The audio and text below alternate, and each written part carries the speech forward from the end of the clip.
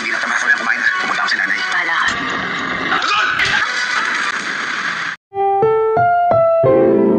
Ang programang ito ay rated SPG, striktong patnubay at gabay ng magulang ang kailangan. Maagang gumising si Tanggol dahil may lakad siya.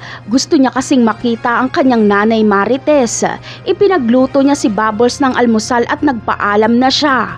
Ngunit hindi pa man nakakaalis si Tanggol ay magkakagulo muna dahil darating ang mga kutong lupa para manghingi ng pera kay Lola Betchay.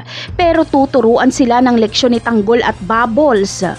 Sa kabilang banda naman ay umuwi nga si Marites at Santino. Sa pagkakataong ito ay plano ni Marites na ipaglaban si Rigor. Papatunayan niya kay Rigor na siya ang dapat piliin nito.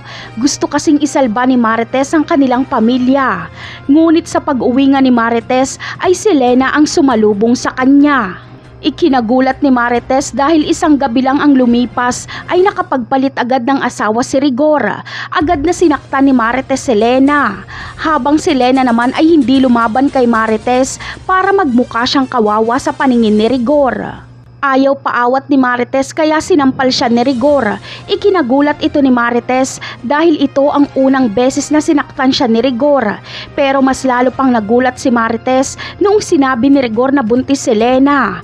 Parang ang gusto pang mangyari ni Rigor ay tanggapin na lang ni Marites ang sitwasyon at intindihin sila ni Marites dahil buntis si Lena.